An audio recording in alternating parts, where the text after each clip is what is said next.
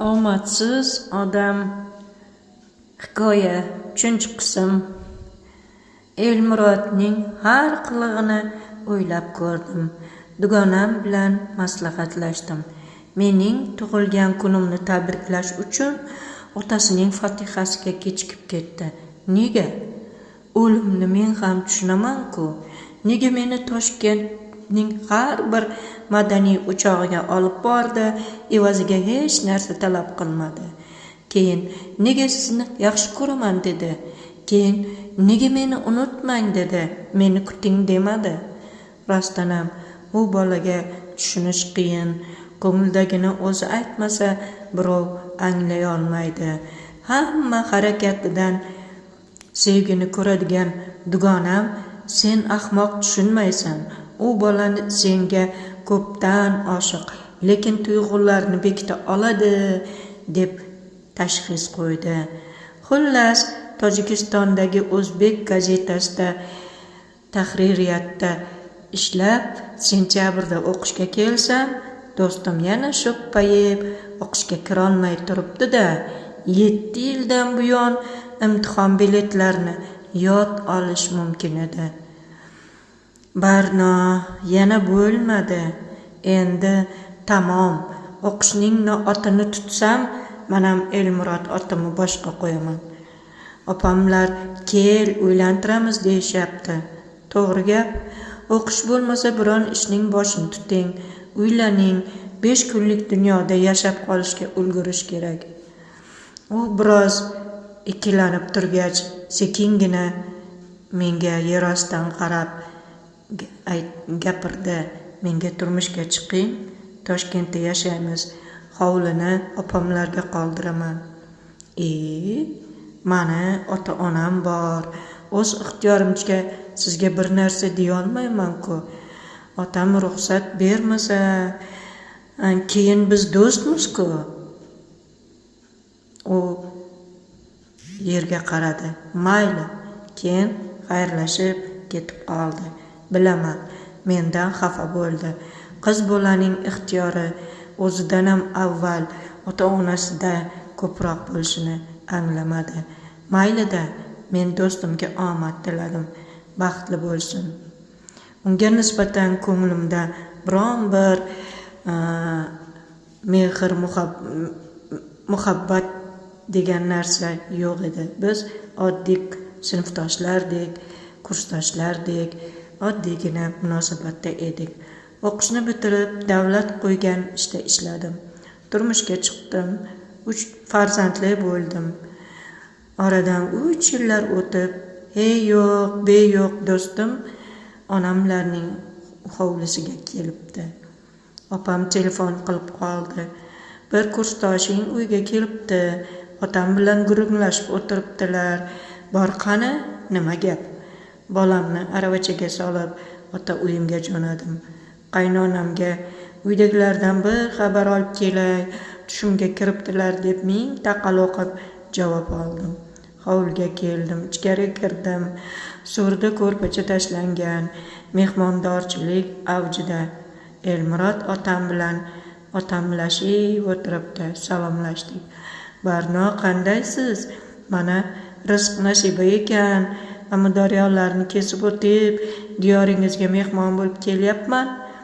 Xush kelibsiz. Yaxshi dam olyapsizlarmi? Nima yangiliklar? Rahmat. Mana tog'am bilan ko'k choyni maydalashib o'tiribmiz. Qizchamni olib uyga kirdim. Onam xavotirlanib so'radi. Kim bu odam? Nimaga kelibdi? Hech bir zamonda erli ayolning uyiga begona erkak keladimi? Ona, eskicha o'ylamang-da.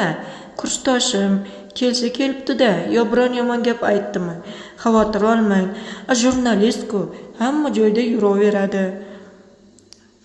Yo'q, otang bilan oshna bo'lib oldi. Onam biroz hovuridan tushdi. Men onamga yordamlashdim. Kechgacha tansiq luqma pishirdik. Bu orada 5 minutcha do'stim bilan hol gaplashishga ham ulgurdik. Elmurod qaysi shamollar uchirdi? Xabar berganingizda tuzukroq kutib olarmidik. Sizdan bir xabar olay degandim. O'sha o'z bilgan taklif bilan kelgandim. Ko'rdimki, yana kechikibman. Omadsizman-da. Baxtli bo'ling. Rahmat. Shuncha paytdan buyon uylanmadingizmi? Uylandim. 2 oyda ajrashdim ham. Bekor qilibsiz. Chidash kerak edi. O'zingizdan gapiring. Kuyov yaxshimi? Azob bermayaptimi? Azob bersa ayting. Burrib abjag'in chiqarib ketaman. Hazilga kulishdik. Yo'q, yaxshi inson. Semay turib tegib ketaveribsiz-da. Sizga nima degandim? Qiz bolaning ixtiyori avval ota-onasida, keyin turmush o'rtog'ida bo'ladi, devdim-ku. Otangiz yaxshi odam ekanlar. O'sha paytda uylaringizga kelishim kerak ekan. Onam ichkaridan chaqirib qoldilar. Suhbatimiz bo'lindi. Kechqurun bolamni olib erimning uyiga qaytdim. Ertaga kelolmasligimni aytib, Elmurod bilan ham xayrlashdim. Shundan keyin uni ko'p vaqt ko'rmadim. Qaysiyamdir bir yili Qarshiga borganda bozor aylandik.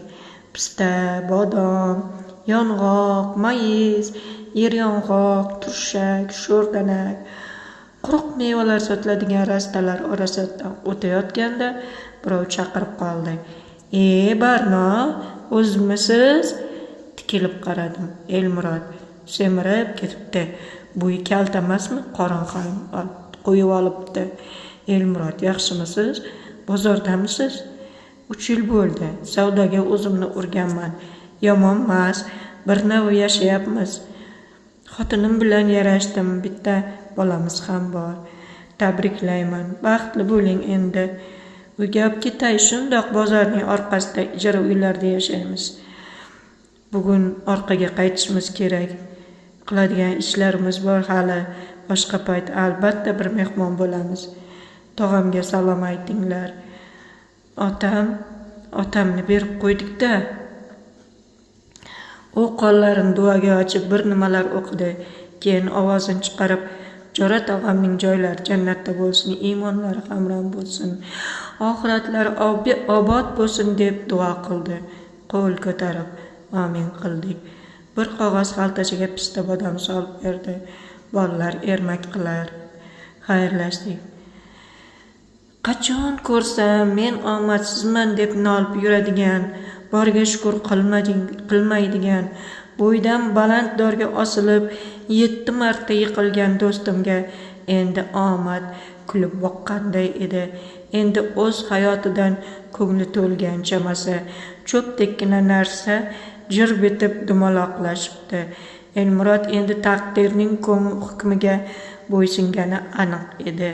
Taqdirning yozig'ini qarangki, baribir o'z hukmini ko'rsatib, o'z ayoli bilan yarashib, oilasini tiklabdi. Inson butun umr katta orzular qilib yashaydi. O'sha orzularning 100dan biriga erishsa ham o'zini baxtiyor deb his qiladi. Keyinchalik hayotga ochiq ko'z bilan qaragan paytida hamma narsa o'tkinchiligini, 5 kunlik dunyoda armonsiz yashab qolish kerakligini anglaydi. Omadsizlikka ham ko'nikadi. Uni oddiy kunlarning biri deb hisoblaydi. Do'stim bilan qadrdonlarcha xayrlashdik. Yoshligimizga borib, ishq muhabbat ko'chasiga o'zimizni urganimizda bir-birimiz bilan bunchalik samimiy, jigarlarday munosabatda bo'lolmas edik. Bir-birimizni bevafolikda ayblagan bo'larmidik. Axir taqdir degan narsa bor va u ertami kechmi o'zining borligini bildiradi.